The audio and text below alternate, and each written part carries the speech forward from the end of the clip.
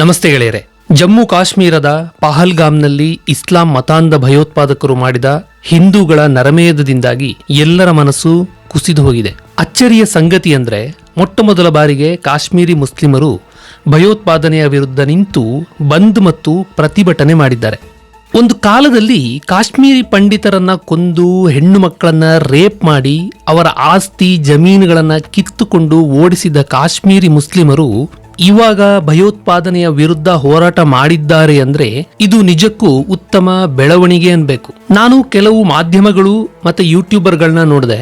ಒಂದು ಧರ್ಮದ ಜನರು ಇನ್ನೊಂದು ಧರ್ಮದ ಜನರ ಮೇಲೆ ದಾಳಿ ಮಾಡಿದ್ದಾರೆ ಅಂತ ಹೇಳ್ತಾ ಇದ್ರು. ಮುಸ್ಲಿಂ ಇಸ್ಲಾಂ ಅನ್ನೋ ಹೆಸರನ್ನ ಹೇಳೋಕೆ ಹಿಂದೆ ಮುಂದೆ ನೋಡ್ತಾ ಇದ್ರು. ಕ್ಲಿಯರ್ ಆಗಿ ಇಸ್ಲಾಂ ಧರ್ಮ ಫಾಲೋ ಮಾಡೋ ಉಗ್ರರು ಹಿಂದೂಗಳನ್ನ ಹೊಡೆದು ಹಾಕಿದ್ದಾರೆ ಅಂತ ಹೇಳೋಕೆ ಅದ್ ಯಾವ ಸೀಮೆ ಜಾತ್ಯತೀತತೆ ಇವರಿಗೆ ಅಡ್ಡ ಬರ್ತಾ ಇದೆಯೋ ಗೊತ್ತಿಲ್ಲ. ಈ ದಾಳಿ ಆದ ನಂತರ ಪೊಲೀಸರು ಮತ್ತು ರಕ್ಷಣಾ ಸಿಬ್ಬಂದಿ 1500 ಜನರನ್ನ ಅರೆಸ್ಟ್ ಮಾಡಿದ್ದಾರೆ. ಇವರೆಲ್ಲರೂ ಭಯೋತ್ಪಾದಕರಿಗೆ ಸಪೋರ್ಟಿವ್ ಆಗಿ ನಿಂತಿದ್ದಾರೆ ಅನ್ನೋ ಅನುಮಾನ ಬಂದಿದ್ರಿಂದಾನೇ ಇವರನ್ನ ಅರೆಸ್ಟ್ ಮಾಡಿದ್ದಾರೆ. ಹಾಗಾದ್ರೆ ಭಯಗೊಂಡು ಅಳ್ತಾ ಇದ್ದ ಹಿಂದೂಗಳಿಗೆ ಸಹಾಯ ಮಾಡಿದ ಸ್ಥಳೀಯ ಕಾಶ್ಮೀರಿ ಮುಸ್ಲಿಮರು ಯಾರು?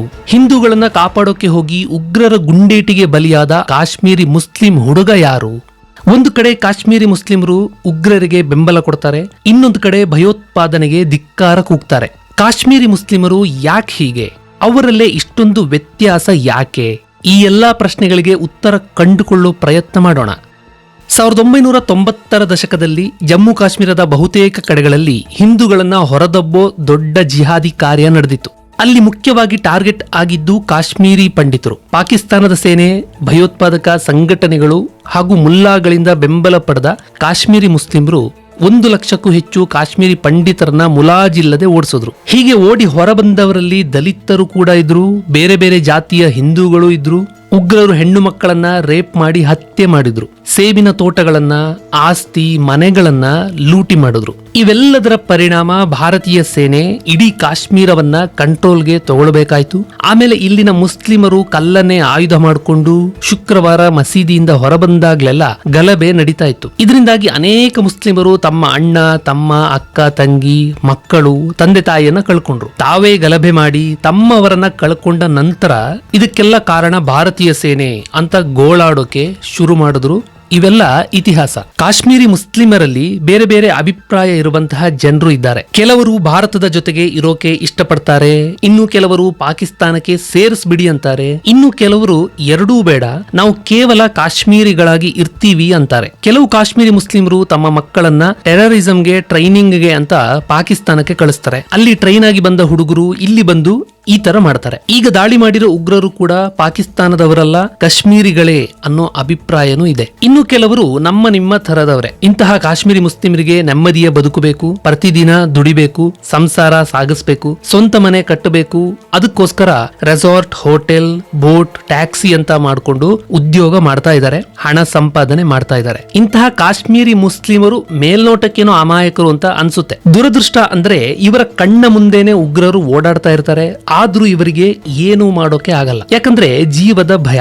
ವಿಪರ್ಯಾಸ ಅಂದ್ರೆ ಇಂತಹ ಕಾಶ್ಮೀರಿಗಳ ಸಂಖ್ಯೆ ಬಹಳ ಬಹಳ ವಿರಳ. ಅಂದ್ರೆ 1000ದಲ್ಲಿ ಒಬ್ರೋ ಇಬ್ರೋ ಇರಬಹುದು. ಅಂತಹ ಒಬ್ಬ ಅಮಾಯಕ ಮುಸ್ಲಿಂ ಕುದುರೆ ಸವಾರಿಯ ಕೆಲಸ ಮಾಡ್ತಾ ಇದ್ದ ಆದಿಲ್ ಹುಸೇನ್ ಶಾ. ಈತ ಉಗ್ರರನ್ನ ತಡೆಯೋಕೆ ಹೋದಾಗ ಗುಂಡೇಟಿನಿಂದ ಸತ್ತಿದ್ದಾನೆ. ಇದೇ ತರ ಒಂದಷ್ಟು ಜನರು ಹಿಂದೂಗಳಿಗೆ ಸಹಾಯ ಮಾಡಿದ್ದಾರೆ. ಆದ್ರೆ ಈ ಕ್ಯಾಂಡಲ್ ಲೈಟ್ ಹಿಡಿದು ಪ್ರತಿಭಟನೆ ನಡೆಸಿದ, ಬಂದ್ ಮಾಡಿದ ಕಾಶ್ಮೀರಿ ಮುಸ್ಲಿಮರನ್ನ ಯಾವುದೇ ಕಾರಣಕ್ಕೂ ನಂಬೋ ಹಾಗಿಲ್ಲ.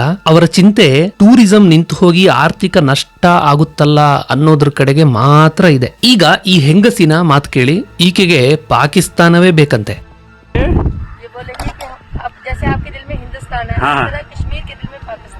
सच्ची में? सच्ची में, ये सच में, ये दीदी सच बताइएगा आप ये? सच में आपके दिल में ही पाकिस्तान है इंशाल्लाह। ಈಗ ಈ ಕಾಶ್ಮೀರಿ ಮುಸ್ಲಿಂ ಹುಡುಗನ ಮಾತನ್ನ ಕೇಳೋಣ. ಈತ ಬಹಳ ಪ್ರಜ್ಞಾವಂತಿಕೆಯಿಂದ, ವಿಚಾರವಂತಿಕೆಯಿಂದ ನೇರವಾಗಿ ಮಾತಾಡಿದ್ದಾನೆ. ಮಾತಿನುದ್ದಕ್ಕೂ ಅವನ ಕಣ್ಣಲ್ಲಿ ನೀರು ಜಿನುಕ್ತಾ ಇರೋದನ್ನ ನೀವು ನೋಡಬಹುದು. लेना देना नहीं है, ये तो टेररिस्ट अटैक था.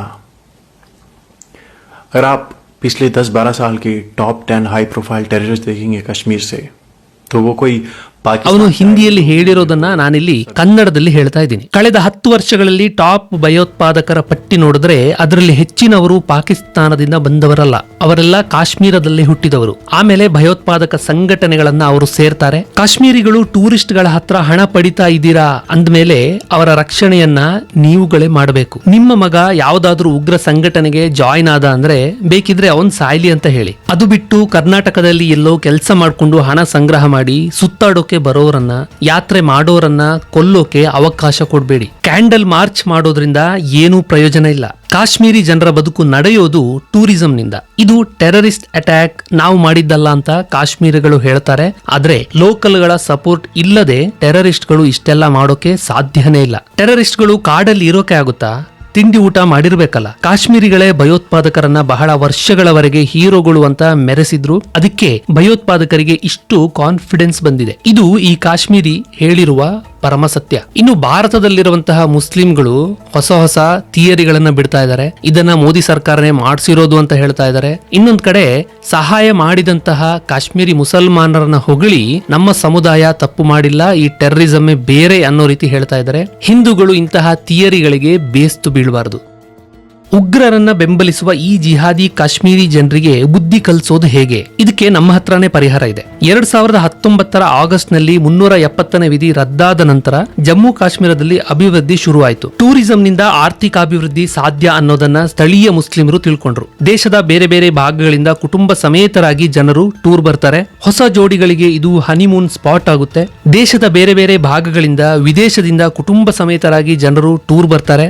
2024ರಲ್ಲಿ 2,36,00,000 ಪ್ರವಾಸಿಗರು ಇಲ್ಲಿಗೆ ಭೇಟಿ ನೀಡಿದ್ರು. 1,500ಕ್ಕೂ ಹೆಚ್ಚು ಹೌಸ್ ಬೋಟ್ಗಳು, 3,000ಕ್ಕೂ ಹೆಚ್ಚು ಹೋಟೆಲ್ಗಳು, ಸಾವಿರಾರು ಟ್ಯಾಕ್ಸಿ ಆಪರೇಟರ್ಗಳು, ಟೂರ್ ಗೈಡ್ಗಳು, ಅಂಗಡಿ ಮಾಲೀಕರು, ಫೋಟೋಗ್ರಾಫರ್ಗಳು, ಹೀಗೆ ಕೇವಲ ಟೂರಿಸಂನಿಂದಲೇ ಇಷ್ಟೆಲ್ಲ ಆಗಿದೆ. ಕಾಶ್ಮೀರದ ಮುಸ್ಲಿಮರಿಗೆ ಹಿಂದೆ ಯಾವತ್ತೂ ಸಿಗದಷ್ಟು ಉದ್ಯೋಗದ ಅವಕಾಶಗಳು ಒದಗಿ ಬಂದಿದೆ. ಪ್ರತಿ ವರ್ಷ 19,000ದಿಂದ 21,000 ಕೋಟಿ ರೂಪಾಯಿಯಷ್ಟು ಆದಾಯ ಕೇವಲ ಪ್ರವಾಸೋದ್ಯಮದಿಂದನೇ ಬರ್ತಾ ಇದೆ. ಇನ್ನು ಮುಂದೆ ಇಲ್ಲಿ ಟೂರಿಸಂ ಢಮಾರಾಗುತ್ತೆ. ಬುದ್ಧಿ ಇರೋರು ಯಾರು ಇಲ್ಲಿಗೆ ಭೇಟಿ ನೀಡೋದಿಲ್ಲ. ನಮ್ಮ ದೇಶದಲ್ಲಿ ಜಮ್ಮು ಕಾಶ್ಮೀರಕ್ಕೆ ಕಾಂಪಿಟೇಷನ್ ಕೊಡೋ ಹಾಗೆ ಹಿಮಾಚಲ ಪ್ರದೇಶ ಇದೆ, ಅಲ್ಲಿ ಶಿಮ್ಲಾ ಇದೆ, ಕುಲ್ಲು ಮನಾಲಿ ಇದೆ. ಇದಕ್ಕಿಂತ ಸ್ವರ್ಗ ಬೇರೆ ಬೇಕಿಲ್ಲ. ಜಮ್ಮು ಕಾಶ್ಮೀರದ ಬದಲು ಈ ಸ್ಥಳಗಳಿಗೆ ಭೇಟಿ ಕೊಟ್ರೆ ಹಿಮಾಚಲ ಪ್ರದೇಶದ ಅಭಿವೃದ್ಧಿನೂ ಆಗುತ್ತೆ, ಜಮ್ಮು ಕಾಶ್ಮೀರಕ್ಕೆ ಆರ್ಥಿಕ ಬಹಿಷ್ಕಾರ ಹಾಕಿದ ಹಾಗೂ ಆಗುತ್ತೆ. ಒಂದು ವೇಳೆ ನೀವು ಜಮ್ಮು ಕಾಶ್ಮೀರಕ್ಕೆ ಭೇಟಿ ಕೊಟ್ರೆ ಆ ಹಣ ಪರೋಕ್ಷವಾಗಿ ಹೋಗೋದು ಭಯೋತ್ಪಾದಕರ ಕೈಗೆ ಅನ್ನೋದು ನೆನಪಿರ್ಲಿ. ಅವರು ಆ ಹಣವನ್ನ ಬಳಸಿಕೊಂಡು ಲಾಸ್ಟಿಗೆ ಕೊಲ್ಲೋದು ಹಿಂದೂಗಳನ್ನೇ ಹೊರತು ಮುಸ್ಲಿಮರನ್ನಲ್ಲ. ಯಾರೋ 4 ಜನ ಕಾಶ್ಮೀರಿ ಮುಸ್ಲಿಮರು ಹಿಂದೂಗಳಿಗೆ ಸಹಾಯ ಮಾಡಿದ್ರು ಅನ್ನೋ ಕಾರಣಕ್ಕೆ ನಾವು ಅವರಿಗೆ ಒಲಿಬೇಕಿಲ್ಲ. ಜಮ್ಮು ಕಾಶ್ಮೀರಕ್ಕೆ ಮತ್ತೆ ಪ್ರವಾಸ ಹೋಗ್ಬೇಕಾಗಿಲ್ಲ. ನಾವೇ ಹೋಗಿ ಅವರಿಗೆ ಹಣ ಕೊಟ್ಟು ಕೊನೆಗೆ ನಮಗೆ ನಾವೇ ಸುಪಾರಿ ಕೊಟ್ಕೊಳ್ಳೋದು ಯಾಕೆ ಅಲ್ವಾ? ಈ ಸಂಗತಿ ಯಾವಾಗ್ಲೂ ನಿಮ್ಮ ನೆನಪಿನಲ್ಲಿ ಇರ್ಲಿ. ಇವಿಷ್ಟು ಈ ವಿಡಿಯೋದ ಮಾಹಿತಿ. ಈ ವಿಡಿಯೋ ಸರಿ ಇದೆ ಅನ್ಸಿದ್ರೆ ಆದಷ್ಟು ಶೇರ್ ಮಾಡಿ. ಮುಂದಿನ ವಿಡಿಯೋದಲ್ಲಿ ಮತ್ತೆ ಭೇಟಿಯಾಗೋಣ. ನಮಸ್ತೆ.